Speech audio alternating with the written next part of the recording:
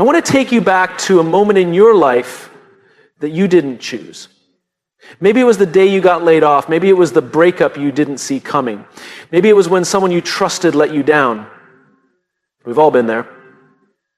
A moment we didn't ask for, a moment that broke something inside us. Now pause and think, what did you do next? Because that's the moment that defines everything. Not the moment of crisis, but the moment after. That split second where we either take ownership or we don't. You see, life is messy. It's unpredictable. It doesn't ask your permission before throwing change at you. That's not just how life is. That's how it's supposed to be. The real question isn't whether you'll face difficulty. The real question is, what story do you choose to write with what you've been handed?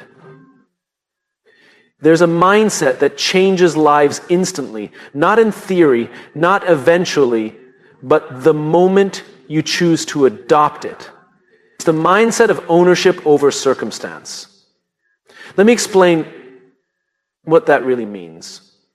We've been raised in systems that reward us for staying in line. We're told that if we do the right things, life will reward us back.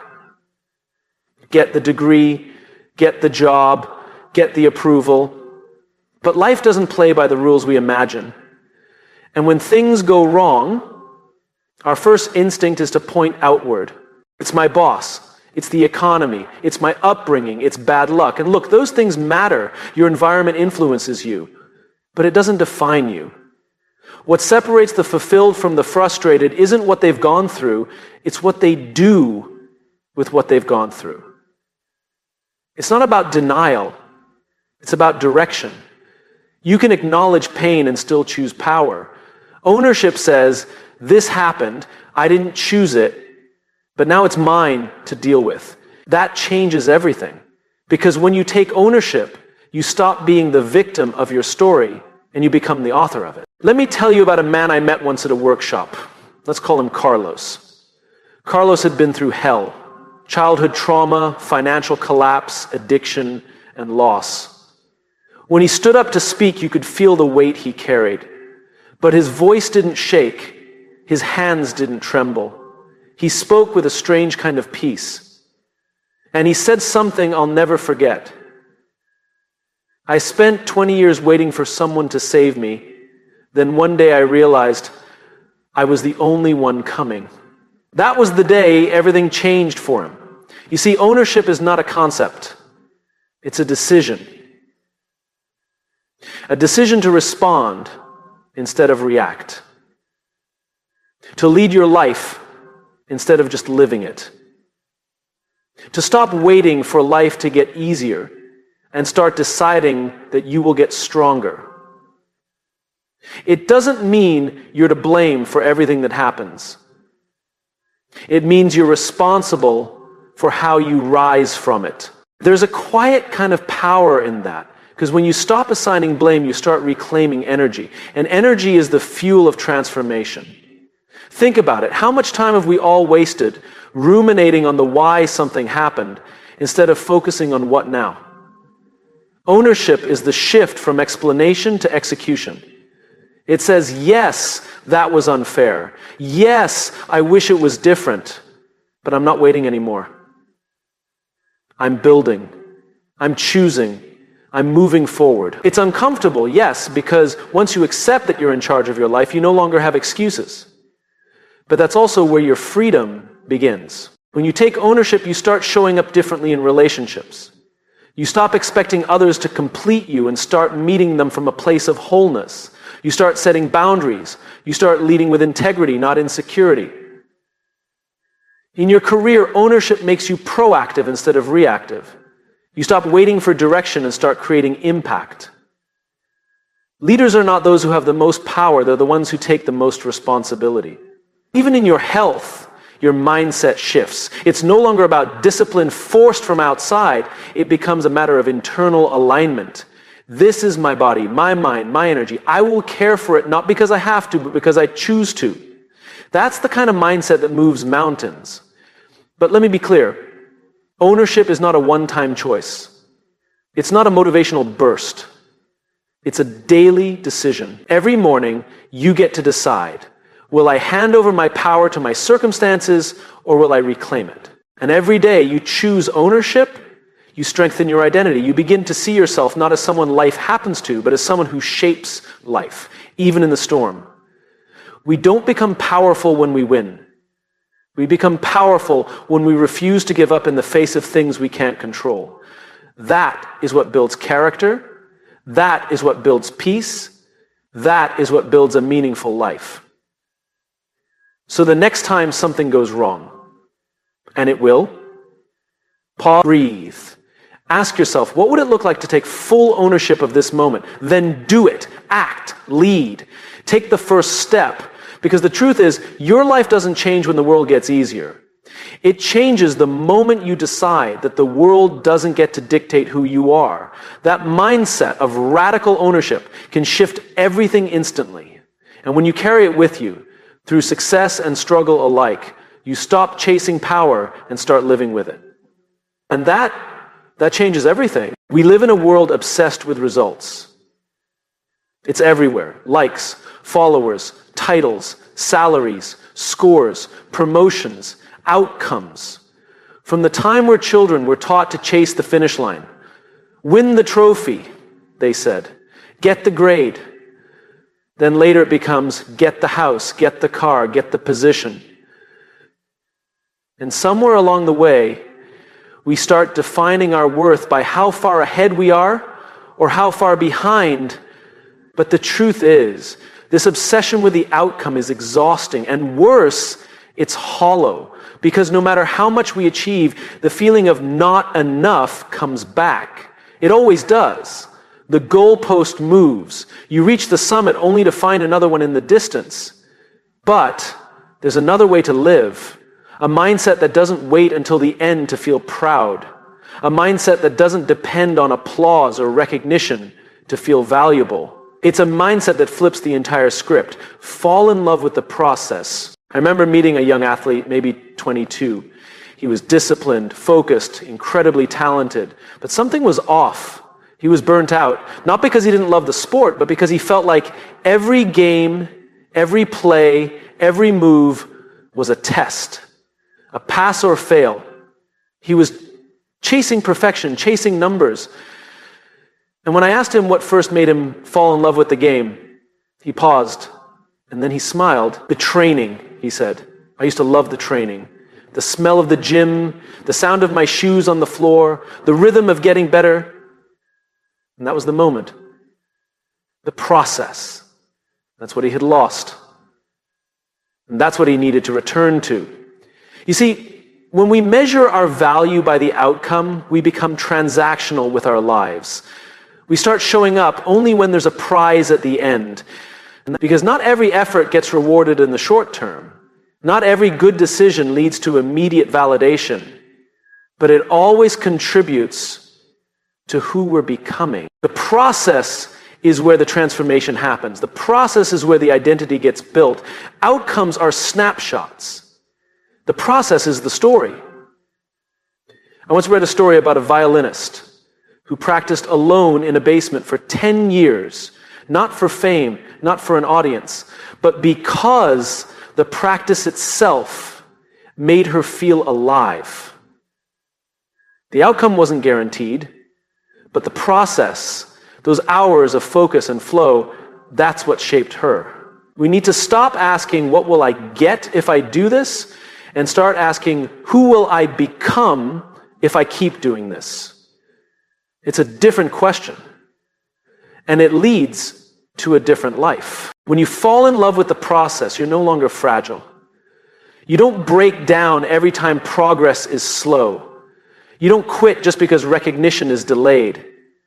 Because you're not working for a moment, you're working for meaning. Think about the people who consistently grow, who build, who improve, who become leaders worth following. They have something in common. They've learned to find joy in the effort itself. The result is a bonus. But the work, the journey, that's where they come alive. And yes, it's countercultural. because culture says, don't waste time unless it guarantees success. But that mindset kills passion. It kills curiosity. It kills mastery. Some of the most meaningful achievements in life take years before they bloom. And if we're only obsessed with the fruit, we'll never commit to planting seeds. There's something sacred in waking up each day and deciding to show up, even when no one is clapping. There's something noble in practicing when no one is watching. There's a quiet strength in devotion, doing the right thing, not because it's easy or fast, but because it's right.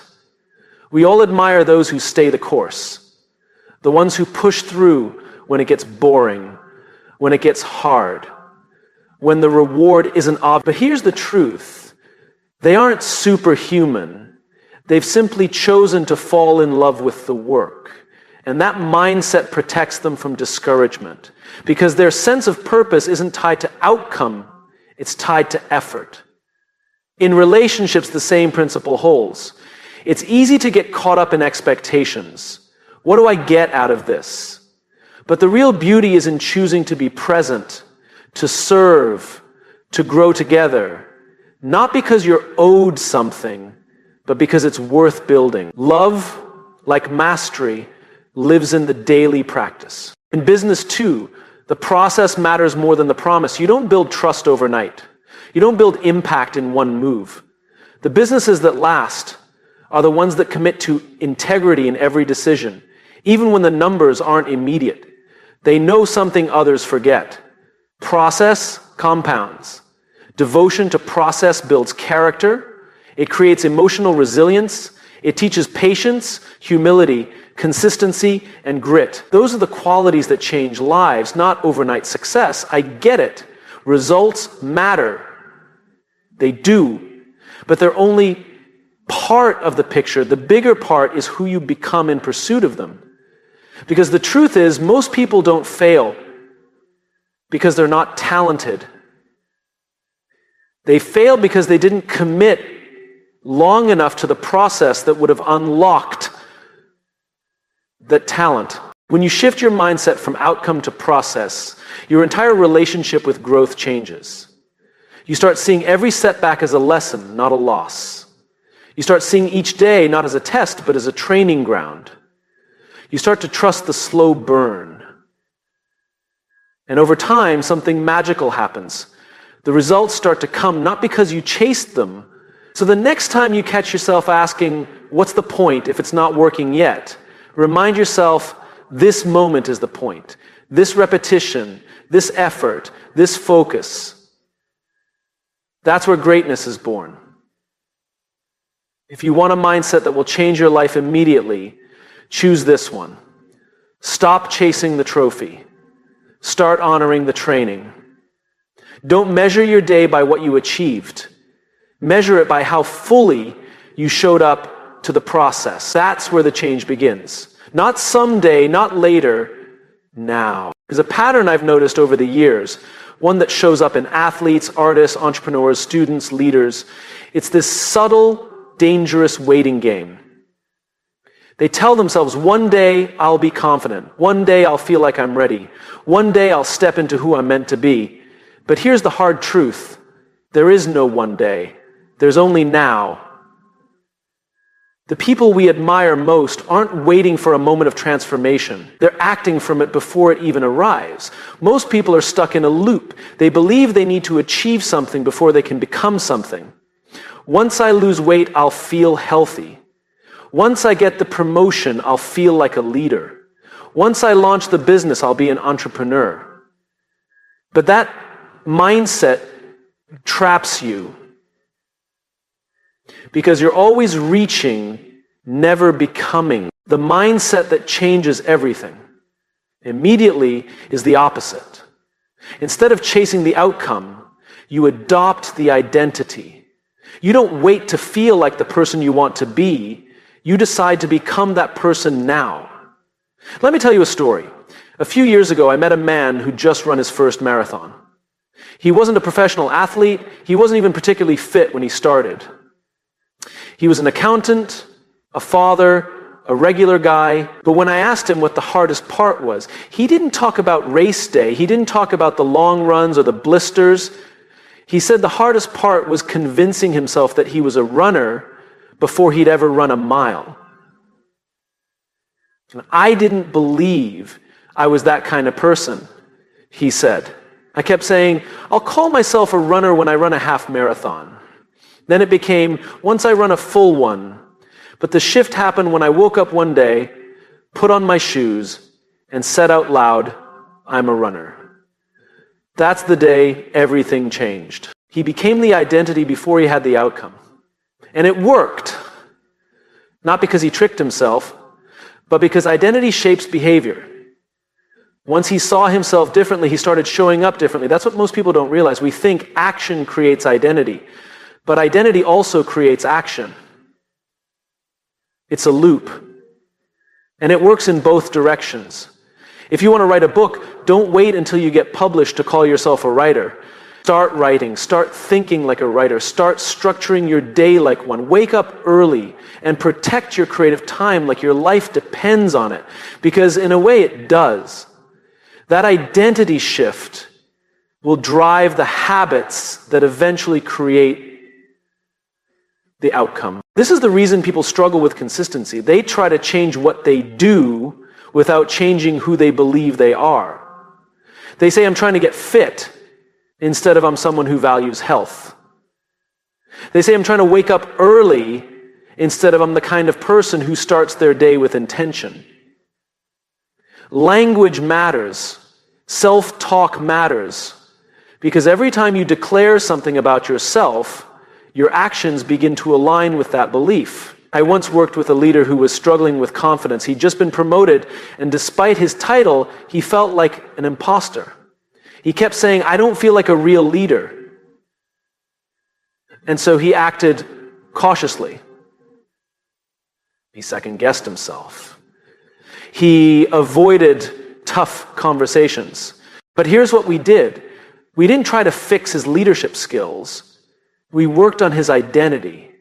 We had him write a letter to himself. Not from the version who felt unsure, but from the version who had grown into that leadership role. The version who had already become the kind of leader others trusted and followed. He read that letter every morning. And slowly, something shifted. He didn't wait for permission to lead. He started leading. And people noticed. Identity isn't about pretending. It's about aligning with who you're choosing to become. You don't become successful and then feel worthy. You decide you are worthy. And that identity fuels the actions that lead to success. This mindset shift is immediate. You don't need to wait until the world sees you differently. You need to see yourself differently. And yes, this requires courage. Because when you step into a new identity, the world might not catch up right away. People might still see the old version of you. They might question your change. That's okay, because you're not doing it for them. You're doing it for who you're becoming. This mindset is about integrity, not in the moral sense, but in the structural sense. Wholeness, alignment. When your thoughts, words, and actions all reflect the identity you've chosen, life begins to feel lighter, clearer. You don't waste energy pretending. You're not chasing, you're expressing. So what do you do with this? You ask a simple but profound question. Who is the person I want to become? Not the job title, not the bank balance, but the kind of person. And then you start behaving like that person today, before the accolades, before the evidence, before the outcome. Because becoming isn't something you wait for, it's something you live. You start eating like someone who loves their body. You start working like someone who takes pride in excellence. You start speaking like someone who values clarity and truth. You show up like someone who already believes they belong. And over time, people will begin to treat you that way too. Because they're responding to who you are, not who you used to be. This mindset changes lives. because it eliminates the gap between now and later. It replaces waiting with becoming, and that is powerful. So whatever goal you've been waiting to pursue, whatever version of yourself you've been postponing, stop waiting. Step into it. Let today be the day you stop saying, I will be, and start saying, I am. Because the moment you adopt the identity of who you're becoming, you begin to act like them. And once you start acting like them, it's only a matter of time before you become them. And that, right there, is when life changes. Immediately, when something goes wrong, most people do the same thing. They point the finger at others or at themselves. Sometimes both. We default to judgment. We analyze, criticize, and pick everything apart. And we do it not because we're bad people, but because it gives us the illusion of control. If I can find someone or something to blame, I can make sense of what happened. But judgment doesn't help us grow. Curiosity does. There's a mindset shift that, once embraced, changes the entire direction of your life. It's the choice to be curious instead of critical. And this one shift, it can unlock opportunities, relationships, even self-worth. Because curiosity invites learning. Criticism shuts it down. I remember watching a young leader deliver a presentation that didn't land. The data was solid, the preparation was there, but the room didn't respond. Afterwards, he came to me, head down, voice low. I blew it, he said. I knew I wasn't good enough for this role. I stopped him right there, not because he was wrong to feel disappointed, but because of the story he was telling himself. He wasn't reflecting, he was attacking. So I asked him a question. What if instead of asking yourself, what did I do wrong, you asked, what could I learn from this? He looked up, confused, but something in that question made him pause, made him breathe. And in that moment, something cracked open. Not because he suddenly had all the answers, but because he created space to find them. That's what curiosity does. It creates space. Judgment closes doors, curiosity opens them. When we lead with criticism, we create fear. Inside ourselves and around us, people shut down. Growth becomes risky because the cost of getting it wrong is shame. But when we lead with curiosity, we create permission. Permission to ask questions. Permission to explore. Permission to not know yet. Curiosity turns failure into feedback. It transforms discomfort into discovery. It takes the pressure off performance and puts it on progress. I've worked with organizations that thrive on curiosity. You can feel the difference the moment you walk in. People ask more questions than they give answers. Leaders say, I don't know, and mean it as a strength, not a weakness. Mistakes don't end careers, they spark conversations. And that's where innovation lives. But curiosity isn't just a business tool, it's a life tool. And it's one we often forget how to use. Think about children. They ask questions relentlessly. Why is the sky blue? What's inside the wall? Why do people lie? They're not trying to critique the world, they're trying to understand it. And because of that, they grow at an astonishing rate. They learn language, emotions, motor skills, social dynamics, sometimes all in the same afternoon. Not because they're smarter than adults, but because they're more curious. Somewhere along the way, we lose that. We trade curiosity for certainty. We stop asking questions and start defending positions. And in doing so, we slow our own growth. You want to change your life immediately? Get curious again about yourself, about the people around you, about the world you think you already understand. When you mess up, don't say, I'm such an idiot. Ask, what caused that decision? When someone lets you down, don't say, they're just selfish. Ask, what might they be struggling with? When you feel stuck, don't say, I'm not cut out for this. Ask, what's another way to look at this? These questions aren't soft, they're strong. They take more strength than blame ever will. I once coached a woman who'd been passed over for a promotion. She was angry, frustrated, hurt. She had every right to be, but she was ready to quit. She said, if they don't see my value, I'm done. I asked her, what if this is the moment that shows you something about yourself you wouldn't have seen otherwise? She paused, not because the pain went away, but because the perspective shifted. And in that space, she got curious. She looked at how she showed up in meetings. She asked for feedback she didn't want to hear. She studied leadership styles that weren't her own. 6 months later, she got a bigger opportunity, one she almost walked away from, because judgment had closed the door. Curiosity does, but it keeps you moving. It turns pain into perspective. And when we turn that mindset inward toward ourselves, it becomes even more powerful. Most of us are our own worst critics. We dissect our flaws. We rehearse our failures. We carry guilt like a second skin. But judgment won't get you unstuck. Compassion paired with curiosity will. Try asking yourself this. If I were someone I loved, how would I treat me right now? Then listen, not with defensiveness, not with excuses, just with honesty. That's what growth sounds like. This mindset also transforms relationships. It changes conflict. Instead of assuming intent, you ask for it. Instead of labeling behavior, you ask about the story behind it. You become less interested in being right and more interested in being connected. And something beautiful happens. People start to trust you because they don't feel judged. They feel seen. And when people feel seen, they open up. That's when real communication begins.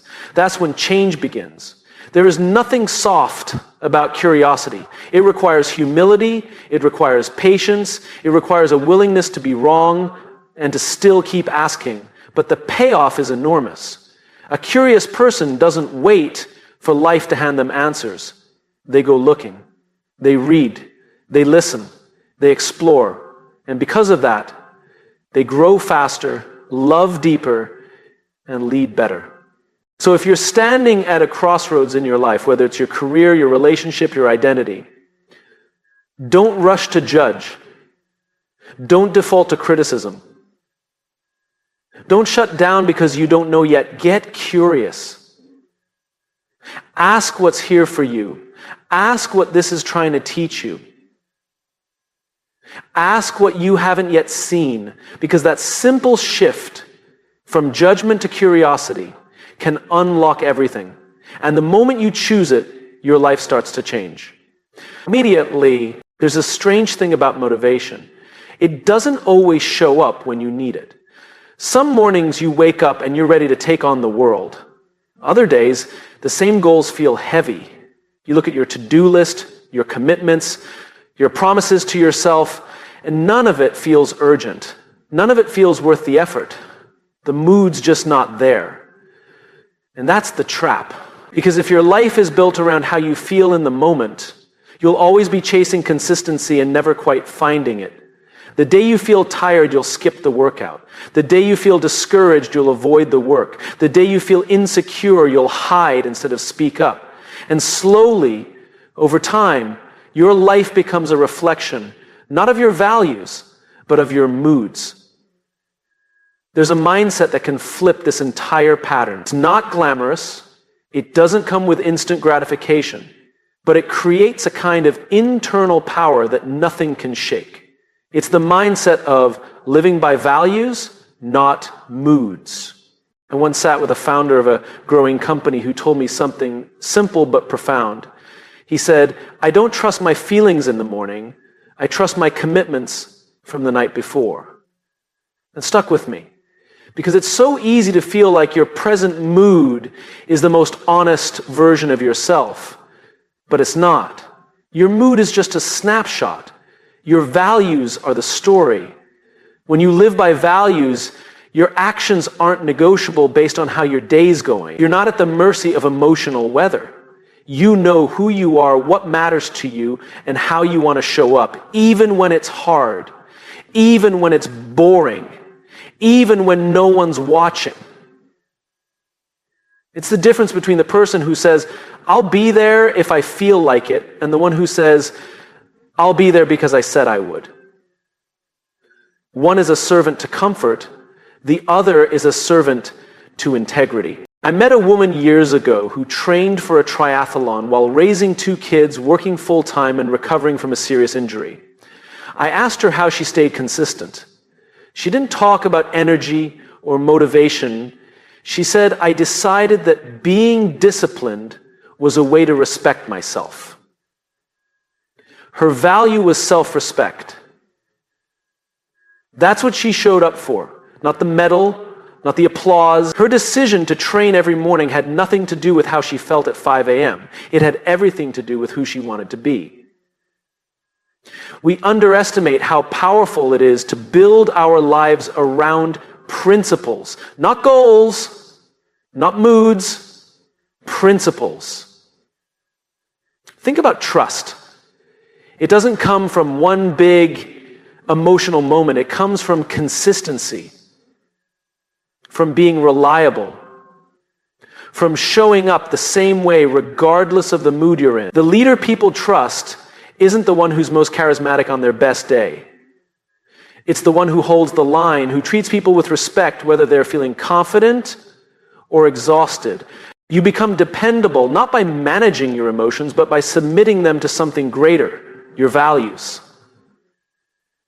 And the same goes inward. The way we talk to ourselves on our bad days says more about our character than anything we do on our good days. If your value is kindness, that has to apply even when you're disappointed in yourself. If your value is courage, it has to show up even when your knees are shaking. That's what integrity looks like. Not perfection, but alignment. Living by values doesn't mean ignoring your feelings. Feelings are important messengers. They reveal what you care about. They tell you where something's off. But they're not always reliable guides. They're visitors, not rulers. Values are the foundation you stand on while your moods pass through. And here's the beautiful part. The more you live by values, the more stable your life becomes. Not boring, stable. You know what you'll do when the pressure's on. You know how you'll treat people when things go wrong. You know how you'll show up when no one's clapping. It's why people with strong values often appear calm in chaos. It's not that they feel calm, they're just anchored. And when you're anchored, you don't need every situation to be perfect. You bring your stability into the storm. I worked once with a team that had been through massive disruption, layoffs, reorganization, leadership changes. The teams that survived weren't the ones who had the best systems. They were the ones who had values they practiced out loud. Transparency, respect, adaptability. They reminded each other every single week what they stood for. And that culture kept them from falling apart when everything else did. Now bring it back to your life.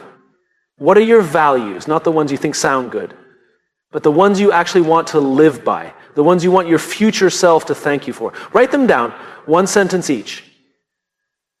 And then the harder part. Build your days around them.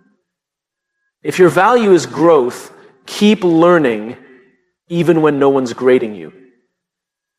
If your value is courage, speak the truth even when your voice shakes. If your value is integrity, follow through even when it's inconvenient. If your value is compassion, stay kind even when you're frustrated. That's how transformation begins. Not through some lightning bolt of inspiration, but through quiet alignment between what you believe and what you do. The people who change the world don't feel like heroes every day. They feel doubt, they feel fear, they feel exhaustion, but they keep showing up anyway. Because their lives aren't built on how they feel in the moment. Their lives are built on who they've chosen to be. You can choose that too. Right now, without changing your job, your title, your bank account, or your surroundings. You can choose a mindset where values win over moods, where direction beats distraction, where who you are is more important than how you feel. Because the moment you stop negotiating your actions with your emotions and start aligning them with your values, is the moment your life begins to change. Immediately.